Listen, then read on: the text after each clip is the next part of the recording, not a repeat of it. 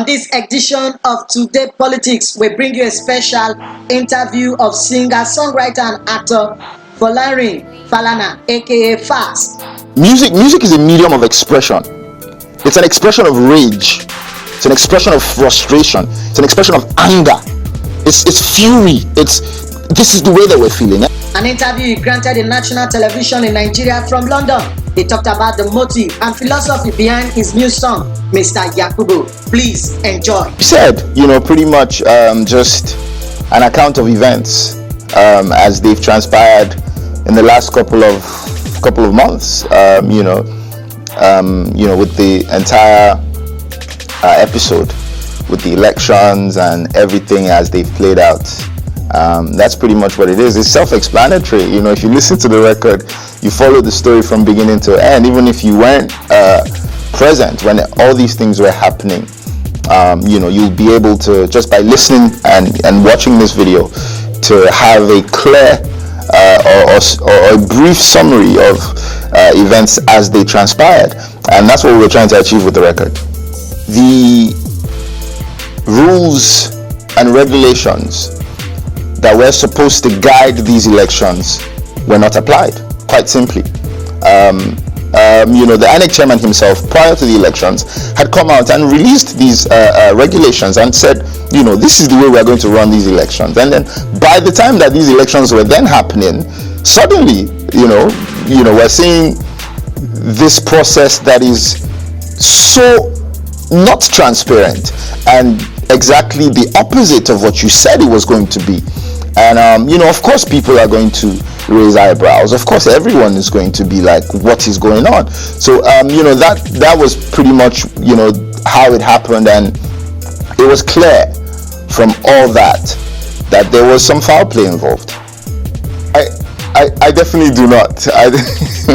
I definitely do not. Mine, as well as millions of other Nigerians who trooped out to vote on those days, and it's very sad. It's very sad. It's very terrible to see that everyone is being subjected to this, and it's some level of torture, if you like, because you're almost toying with our feelings and with our future, and this is no joke in any way.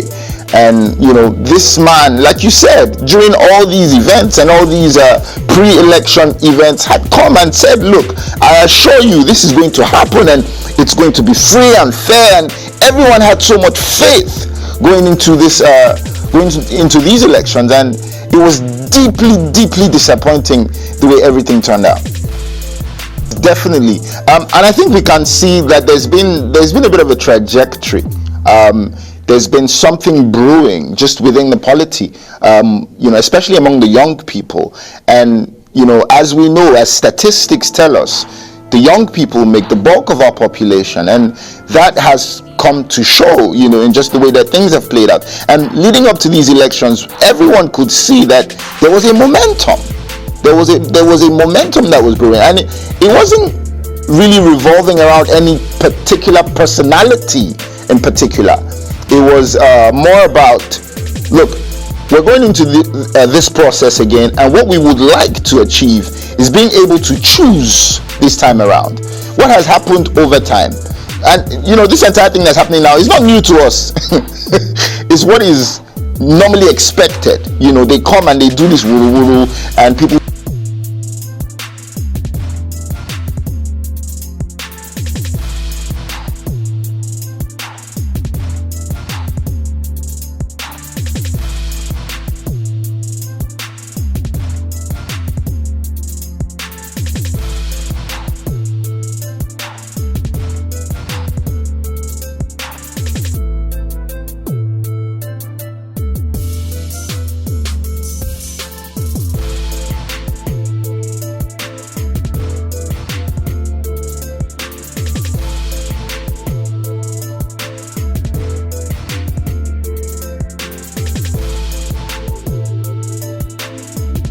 out. And like I said earlier on, it was just deeply disappointing, very heartbreaking, terribly heartbreaking to say the least, the way everything played out. Music is a medium of expression. It's an expression of rage. It's an expression of frustration. It's an expression of anger.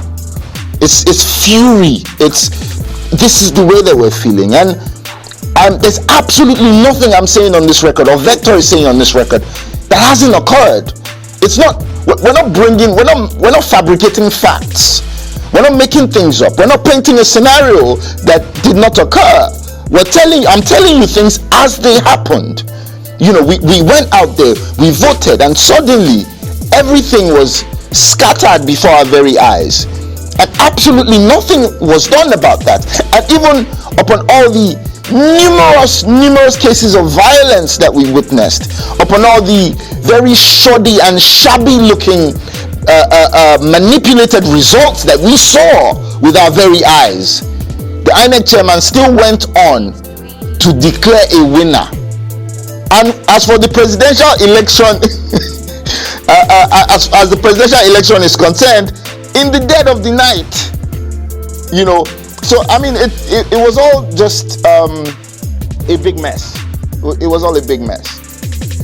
I'm a Yoruba speaker myself. I'm a Pidgin speaker myself.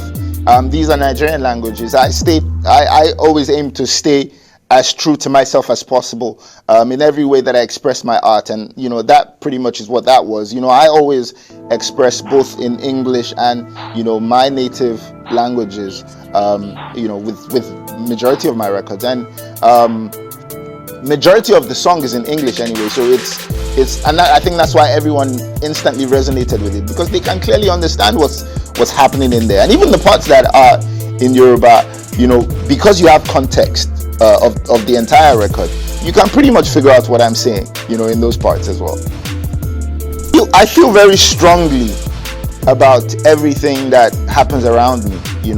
There's no way that I exist in such an environment and not speak about it. I'm deeply inspired by happenings around me. We make songs, like I said earlier, music is a mode of expression. We make songs about things that happen to us, things that we would want to see, or things that we imagine would happen. In this case, these are happenings that I'm witnessing on a daily basis, and I will always speak about these happenings. It didn't start today, it didn't start yesterday, and it will not stop. I will continue to speak about these happenings as much as they affect me and everyone around me. And I knew that was going to come up when you announced that I was doing this from London. I knew that was going to come up, but absolutely not. Like I said earlier on, this is not the first time, it's not the second time, it's not the third time. I've released tons and tons of records that are very confrontational, similarly confrontational, and I was on ground. I'm always on ground when I release these records, and it's not to say that I'm running anywhere. Absolutely not. And everyone knows where to find me if anyone wants to find me. But I have no reason to fear anything. And I always say this when people ask me, oh, how do you do these things, without any fear of consequences or whatever? And to me, it's the kind of life that we're living. And this is the same answer I always give. The kind of life that we're living already is one in which we're more or less fading away already. It's not a meaningful life what we have in Nigeria as a country. It's absolutely not a meaningful life. And what's the worst that could happen? Is it death? I don't fear death. What possibly could happen? And I would rather go down fighting for a just cause.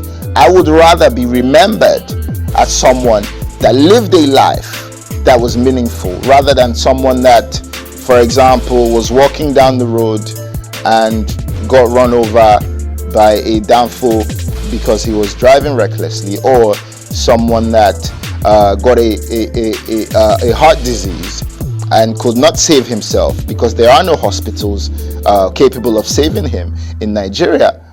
So I'll prefer to go down in this type of way. Like I said, to me, it's a more meaningful life. I mean, it'll probably be a similar reaction, but at the end of the day, it would be too late. Just like it was in the This Is Nigeria scenario. The song and video have already gone viral, like you said.